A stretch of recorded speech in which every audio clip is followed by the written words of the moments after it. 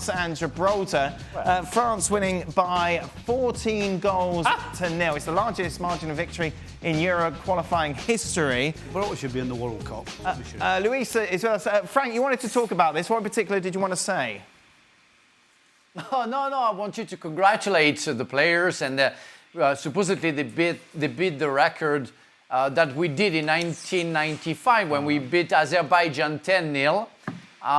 But I just want to recall people without being judged as bitter or jealous that Gibraltar is not a country; it's just a territory. So it's completely different. It's like us playing against Hong Kong at the time, or maybe Jersey Island, which doesn't mean anything, and people would have laughed at it.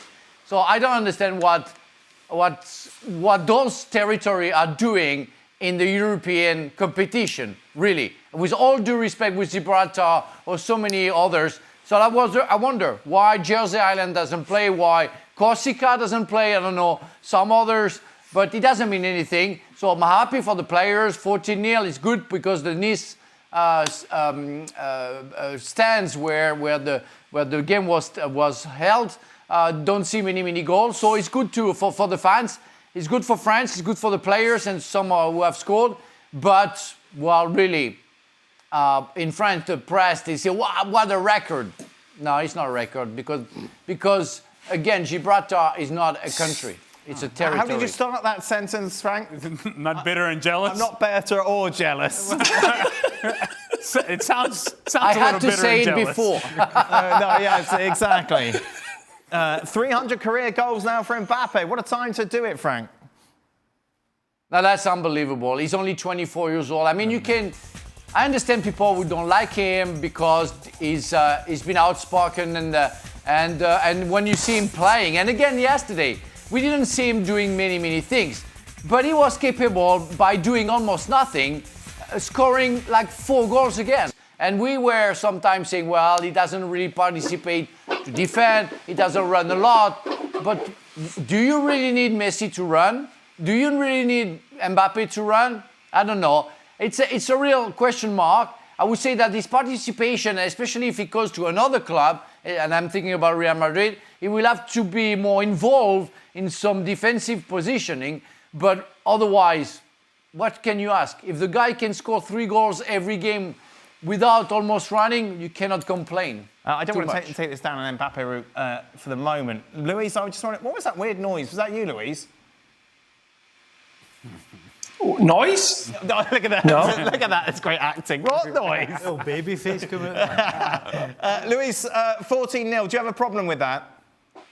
If you were playing? No, I don't have a problem. No. No, not at all. If you could score 15 or 20 goals, of course you're gonna try. I understand that Frank feels that is not right because Gibraltar is not a country. I totally understand.